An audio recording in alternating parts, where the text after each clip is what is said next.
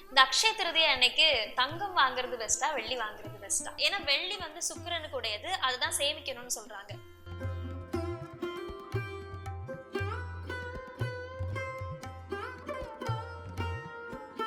ஒருத்தருக்கு சுக்கிரனே வக்ரமா இருக்காரு ஜாதகத்துல, அவர் அட்சய திருதி அன்னைக்கு போய் வெள்ளி வாங்குறாரு, அவங்க மனைவி டிவோர்ஸ் ஆயிடும் தெரியுமா உங்களுக்கு? சரி, அக்ஷய திருதி நீங்க பண்ணக்கூடாத விஷயம்.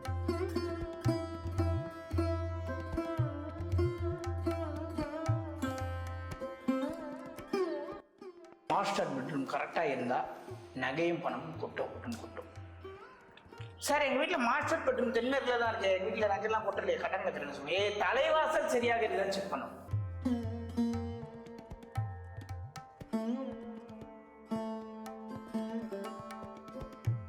அது பெரிய சப்ஜெக்ட். மச்ச திருதிக்கு என்னென்ன பண்ணக்கூடாதுன்னு நம்ம சொன்னோன்னு வச்சுங்களேன், மக்கள் வந்து என்ன தெரியுமா நினைக்கிறாங்க, நான் கோயிலுக்கு மட்டும் போக சொல்லுவேன். என்னுடைய ஒர்க்கே என்னன்னா கோவில். ஏன்னா கோவிலுக்கும் மனிதருக்கும் தொடர்பு இருக்கு.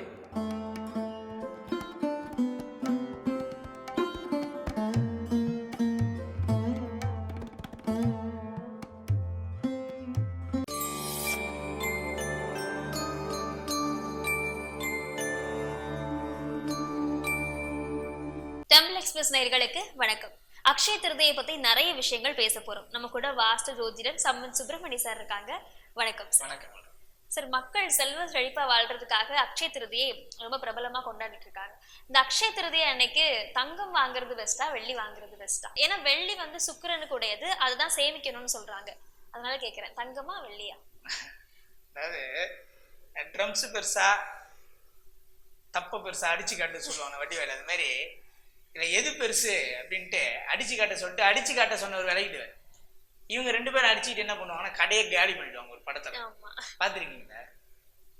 நான் தங்கம் வாங்கணும் தான் ஆசைப்படுறேன், என் கம்பெனில எனக்கு போனஸ் கொடுக்க நான் வாங்குறேன், எனக்கே இஎம்ஐ பிரச்சனை இருக்கு, எனக்கே கடன் பிரச்சனை இருக்கு, வெச்ச நகையே என்னால மூக்க முடியல, இதுல எங்கிருந்து நான் அட்சய திருதியை கொண்டாடுது? சரி, வெள்ளி வாங்கலாம். நான் 2 வருஷமா வெள்ளி வாங்கி தான் இருக்கிறேன், ஒரு முன்னேற்றம் இல்லையே. முதல்ல அட்சய திருதினா நகை வாங்குறதுன்னு யார் சொன்னா? நகை வாங்கினா நகை சேருமா? இல்ல சொல்லப்படுறது அதுதான். மக்களோட நம்பிக்கை அதுதான். அக்ஷய திருதிக்கு நகை வாங்கினா பணம் சேரும், நகை சேரும். எப்படி தானா வந்து வீட்டு உள்ள பீரோல ஏறி உட்காந்துக்குமா? அதெல்லாம் தெரியாது. அக்ஷய திருதிக்கு நகை வாங்கினா எங்களுக்கு நகை சேரும். ஓ, அட்சய திருதி அன்று நகை வாங்கினால் நகை சேரும். அதாவது அட்சய திருதி அட்சய பாத்திரம்னு ஒண்ணுக்குது. அல்ல குறையாது. நம்ம பாண்டவர்கள் வனவாசம் போகும்போது அவர்களுடைய பசியை ஆற்றுவதற்காக கொடுக்கப்பட்ட ஒரு அட்சய பாத்திரம். ஏன்னா பீமன் ஒருத்தவனே ஒரு ஒரு கொடுத்தா 1 டன் சாப்பாடு கூட சாப்பிடுவான். பீமனுடைய உடல் அமைப்பும் குடல் அமைப்பும். அதனால இறைவன் கொடுத்த அட்சய பாத்திரம். அல்ல குறையாமல் மக்களுக்கு, ஏழை எளிய மக்களுக்கு அன்னைக்கு நீங்க என்ன பண்ணணும், அன்னதானத்தை போகணும். இதுதான் உண்மையான தாற்பயம். அன்று உன் வீட்டுக்கு வருபவர்கள், நீங்கள் சந்திப்பவர்களுக்கு இல்லை என்று சொல்லாமல் அல்ல குறையாமல் நீங்கள் அன்னத்தை வாரி வழங்க வேண்டும் என்றால் அது அட்சய திருதி என்று பொருந்தும். அன்னைக்கு நகை வாங்கினா நகை சேரும், தங்கம் வாங்கினா தங்கம் சேரும் என்பது முற்றிலும் ஒரு தவறான கருத்து. இது என்னதான் நீங்க சொன்னாலும் மக்கள் செய்வாங்க. நான் மக்களை பொறுத்த வரைக்கும் அபிலாசையில் வாழ்ந்து கொண்டிருக்கக்கூடிய ஒரு மக்கள், அவங்களுக்கு மாய உலகில் இதை செஞ்சா இது மாறிடும், இது செஞ்சா இது நடந்துரும் நினைப்பாங்களே கண்டி. அதுக்கு பின்னாடி இருக்க தாற்பயத்தை அவர்கள் தெரிந்து கொள்ள விரும்புவதில்லை. அட்சய திருதி அன்னைக்கு வாங்கினா நகை சேர்ந்துரும் சொல்லி ஒருத்தர் வாங்குறாரு, 2 வருஷம் வாங்குறாரு, 3ஆவது வருஷம் பெரிய லெவல்ல கடன்ல மாட்டேங்கிறாரு, மொத்த நகையும் போயிடுச்சு, வீடும் போயிடுச்சு. இப்ப என்ன பண்ணலாம்? ஆளை காட்டுறேன் நேரடியா. நான் இங்க எல்லாத்துக்கும் அகைன்ஸ்டா பேசுற மாதிரி சில பேருக்கு தெரியும். என் பேச்சை கேட்டு ஒருத்தவங்க ஃபாலோ பண்ணி ஒரு நகை வாங்கினா அவங்களுக்கு நகை சேரணும், அப்பதான் நான் சொல்லுவேன் நகை வாங்குங்கன்னு. என் பேச்சு கேட்டு ஒருத்தங்க வெள்ளி வாங்கினா உங்களுக்கு வெள்ளி சேரணும், அப்பதான் சொல்லுவேன் நீங்க வெள்ளி வாங்குன்னு. சேராது என்று தெரிந்த பின்பு வீடியோ வியூஸுக்காகவும் வீடியோ வைரலுக்காகவும் நான் ஒரு விஷயத்தை பேச மாட்டேன். 100 பேர் என் வீடியோ பார்த்தாலும் போதும், அந்த 100 பேர் பயனடையணும், அவ்வளவுதான் நம்ம நோக்கம். ஒரு வெற்றி என்பது எதை குறிக்கிறது? வீடியோ வியூஸ்ல குறிக்குதா, கமெண்ட்ல குறிக்குதா? ஒன்றும் கிடையாது.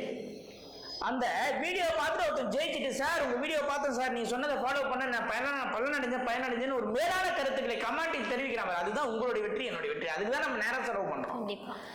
அட்சய திருதி அன்னைக்கு நகை வாங்க சொல்லிட்டு, சரி நகை வாங்க சொன்னீங்களா, நகை சேரும் தானே, உங்களால பணம் கொடுக்க முடியுமா, என்னால கொடுக்க முடியுமா, நம்ம வாங்கி கொடுப்போம், நல்லது தானே.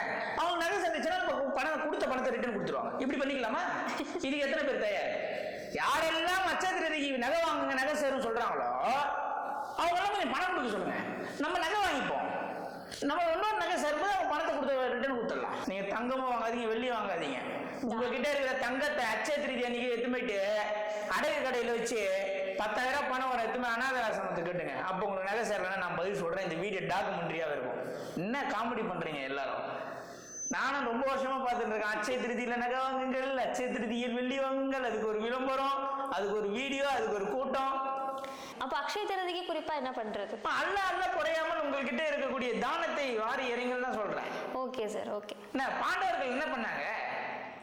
அவ்வளவு நியாய தர்மமா இருந்த பாண்டவர்களே வனவாசம் போனாங்க. என்ன நீங்க மக்கள் தயவு செஞ்சு புரிஞ்சுக்கணுங்க. இதை பாருங்க, இந்த நகை வாங்குறேன், வெள்ளி வாங்குறேன், வீடு கட்டுறேன், செய்யுங்க. அதெல்லாம் உங்களுடைய தனிப்பட்ட விருப்பம், உங்களுடைய லட்சியம், உங்களுடைய ஆசை. அதெல்லாம் நான் எந்த கருத்தும் சொல்லலை.